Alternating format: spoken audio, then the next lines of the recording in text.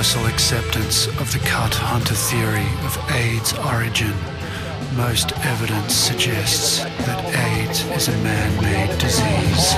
In our water, we know there's different preservatives of all types, and these kinds of things have developed over the last century.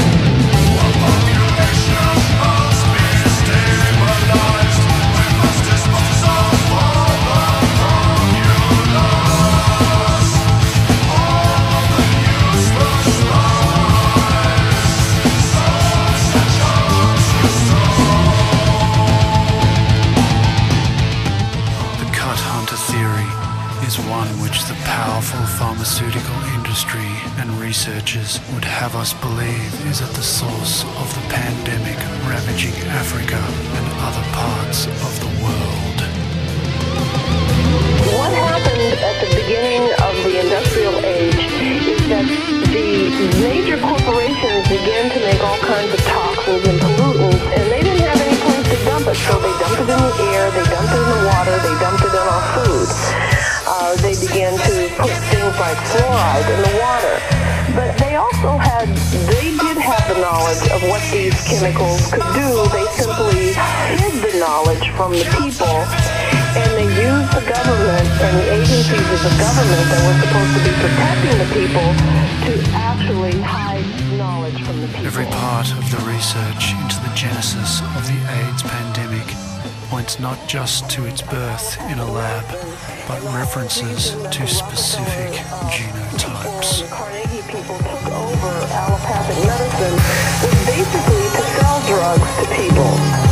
Rockefeller's father had been a traveling salesman, and he packaged the oil from Pennsylvania into bottles, and he called it Nujol, and sold it for a cancer cure. Did you know that?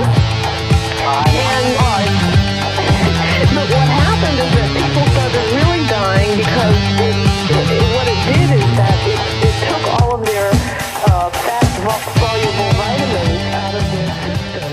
45 million people are living with HIV/AIDS, with the continent of Africa being the hardest hit.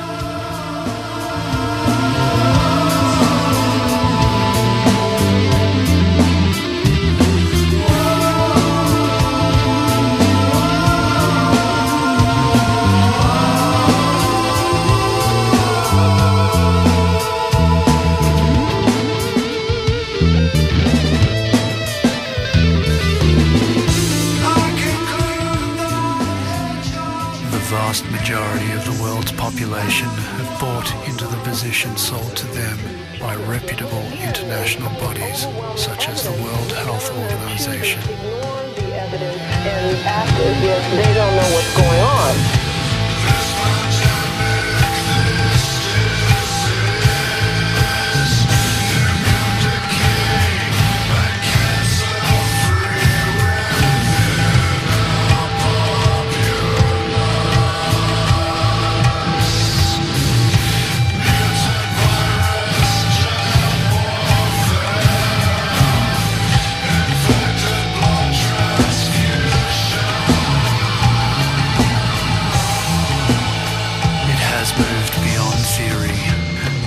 HIV/AIDS was made in the lab as a means of controlling the non-white population of the world.